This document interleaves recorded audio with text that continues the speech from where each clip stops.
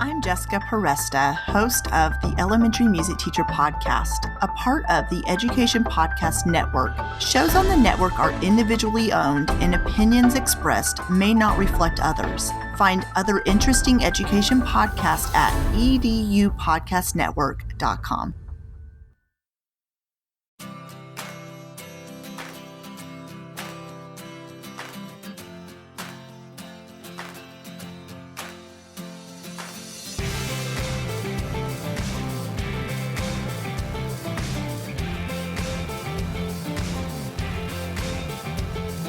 Thanks for listening to the Tech Tools for Teachers podcast, where each week we talk about a free piece or two of technology that you can use in your classroom.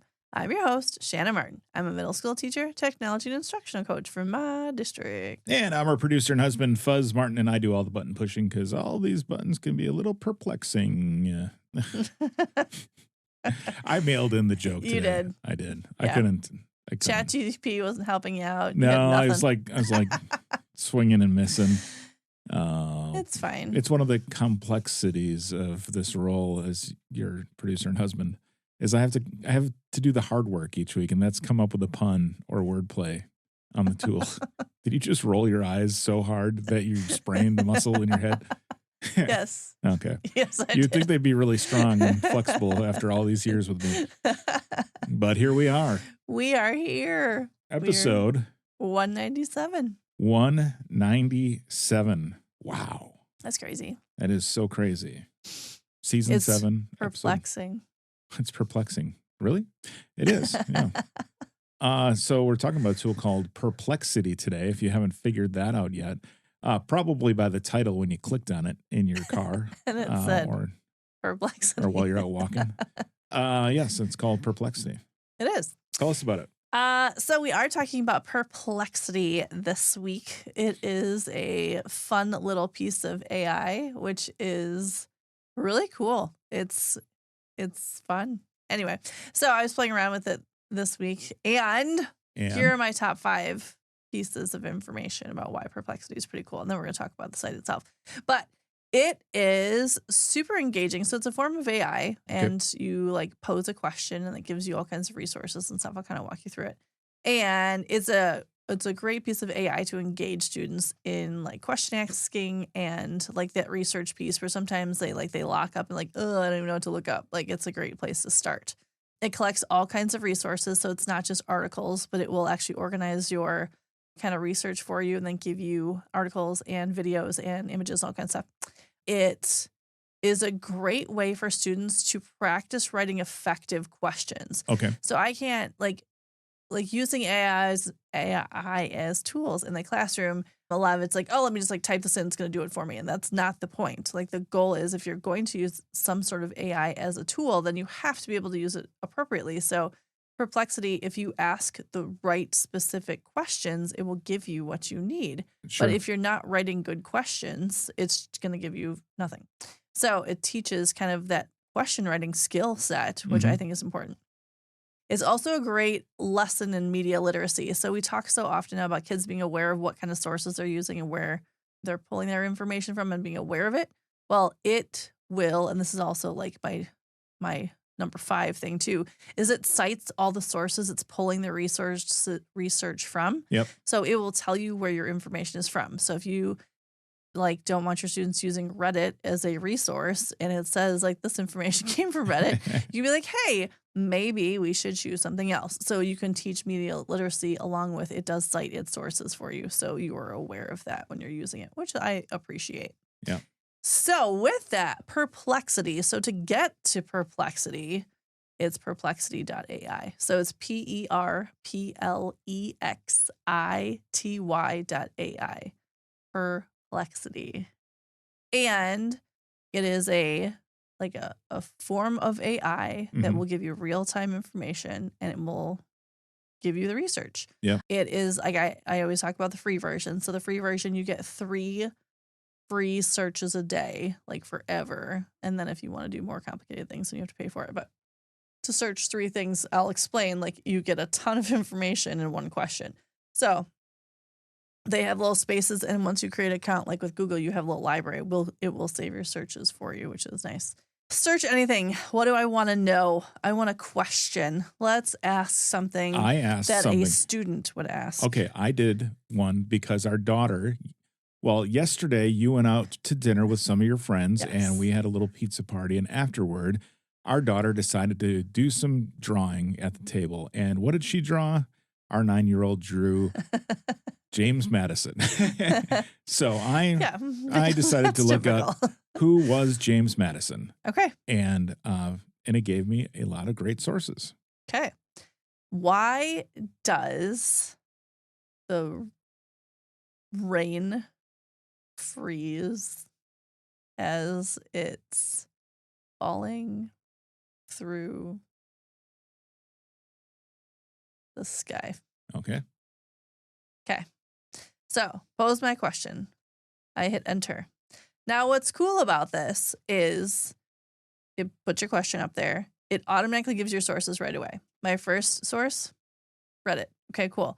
But also, there's more, like the Weather Channel. And so then it breaks it down. Here's your answer. When the rain freezes, it falls to the sky. It can result in different types of frozen precipitation during the atmospheric conditions. Here's an explanation of how the process occurs. Now, what's cool about this, and it does this for every single one of your questions when you pose it, it breaks it down for you, which makes it so much easier for a student to process the information. It's not just like paragraphs and paragraphs and paragraphs of information. It actually will give you your bold headings. It will tell you like atmospheric temperature layers and then explains them, types of frozen precipitation, and then explains each one of them, factors that influence freezing, and explains each one of those. Mhm. It also then gives you related searches on the bottom. So it encourages kids, especially if you're using like this for inquiry learning, they then will like, okay, so how does freezing rain differ from sleet? What conditions are necessary for hail to form? Like you can click that and it will breaks it down and gives you additional information. So you can continue your research based on the first set of research that you did, which I think is kind of cool. It also gives the option, you can search then on the right-hand side, it gives you like these little plus buttons. You can search then, it will give you images. So it will pull like infographics for you. You can search videos as well. And so then it pulls like YouTube channels and things like that and other resources of video. So then you can also watch the information that you just researched.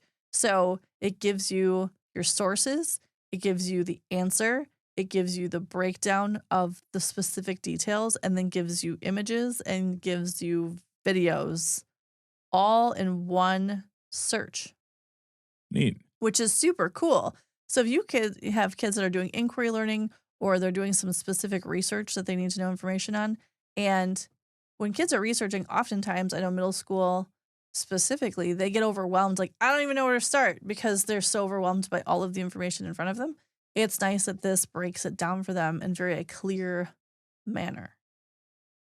Yeah, it definitely does. It's laid out really well. Did you find the answer for James Madison? Oh yeah, I mean, I'm looking up. You're researching. You know, like for instance, how did Madison's ideas influence the separation of powers in the Constitution? There you go. He's part of the Virginia Plan and checks and balances and specific checks. The president can veto bills passed by Congress. Congress can override a presidential veto by a 2/3 majority. Supreme Court can declare laws unconstitutional. President All right, Senate. Yes. So we're good. It gives you lots of information. Yeah, there you go.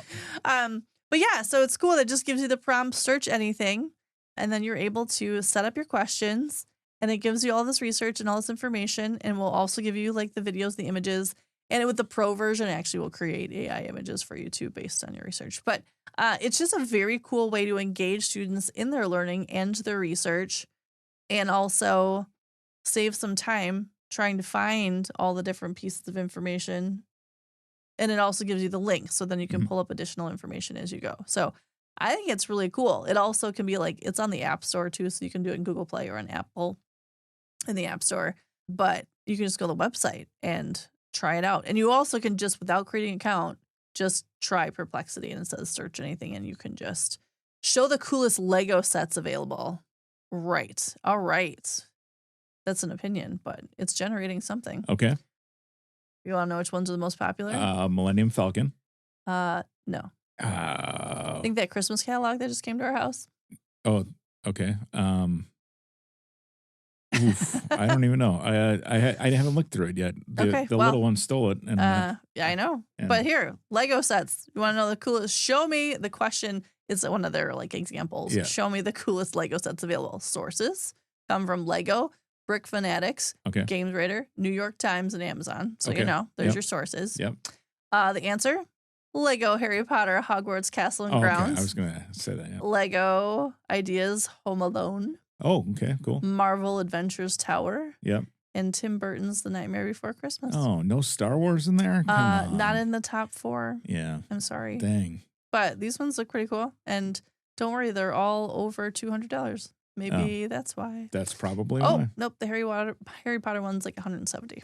Nice. Okay, let's get it. So there you go. So you can also pose random questions to Perplexity as well. buymeacoffee.com/smartandwi. Buy Legos. If you want. Buymeacoffee/Legos.com. If you want to buy a podcast producer some Legos for Christmas.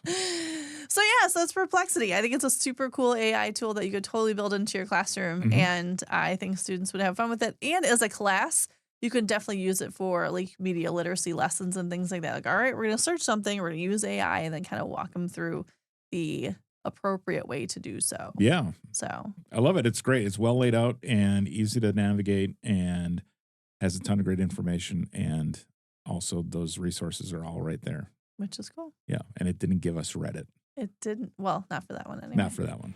No. So thanks for tuning in. This has been the Tech Tools for Teachers podcast. If you ever have any questions, you can find me on the app formerly known as Twitter, which is X, at SmartWI, or on Threads. And if you want to get more information on the links to the technology discussed in this episode, you can visit smartandwi.com. If you'd like to support the show, please consider buying me a coffee or two. Visit buymeacoffee.com/smartandwi or visit smartandwi.com and click on that cute little purple coffee cup. Your donations help keep the show going and apparently can supply our family with Legos. Help support a podcast producer who wants to build this Christmas season. Thanks for listening. Go educate and innovate. All right, I finished it for you. Thanks. The ideas and opinions expressed on this podcast and the Smart NWI website are those of the author, Shanna Martin, and not of her employer. Prior to using any of the technologies discussed on this podcast, please consult with your employer regulations. This podcast offers no guarantee that these tools will work for you as described, but we sure hope they do. And we'll talk to you next time, the 198th episode of the Tech Tools for Teachers podcast.